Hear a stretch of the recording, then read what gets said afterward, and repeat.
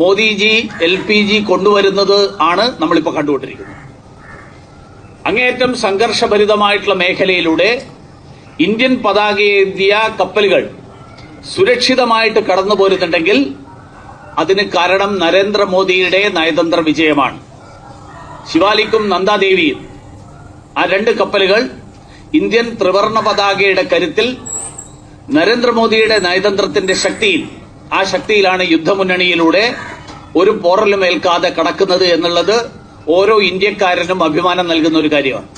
അതായത് എന്റെ മുരളിജി, ഇന്ത്യൻ പതാകയ്ക്ക് ഇന്ദിരാഗാന്ധി ഉണ്ടാക്കി കൊടുത്ത പേരാണ് ഇന്ന് ആ കപ്പലിന് ഇന്ത്യൻ പതാക പാറിപ്പറത്തിക്കൊണ്ട് മുന്നോട്ട് വരാൻ സാധിച്ചത്.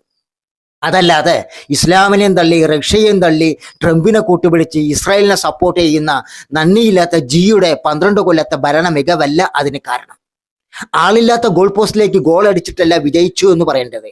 പോരാടി കളിച്ചുകൊണ്ട് ആളുള്ള ഗോൾ പോസ്റ്റിലേക്ക് ഗോൾ അടിക്കുമ്പോഴാണ് ജനങ്ങൾ അത് വിജയമായി അംഗീകരിക്കുള്ളൂ. ജി ഉദാഹരണത്തിന് പറയുകയാണെങ്കിൽ ആരാന്റെ കുട്ടിക്ക് തന്തിയായിരിക്കണേക്കാളും നല്ലത് അവനവന്റെ കുട്ടിക്ക് തന്തിയാകാൻ ശ്രമിക്കുന്നതായിരിക്കും ബെറ്റർ. ഉദാഹരണത്തിന് ഇന്ത്യയും ഇറാനുമായിട്ട് 12 കൊല്ലത്തെ ബന്ധമല്ല ഉള്ളത്. പാരമ്പര്യമായിട്ട് ഇന്ത്യയും ഇറാനുമായിട്ട് ബന്ധമുണ്ട്. അതറിയണമെങ്കിൽ ഷാഗിയിൽ പോയാൽ പോരാ, ചരിത്രം പഠിക്കണം.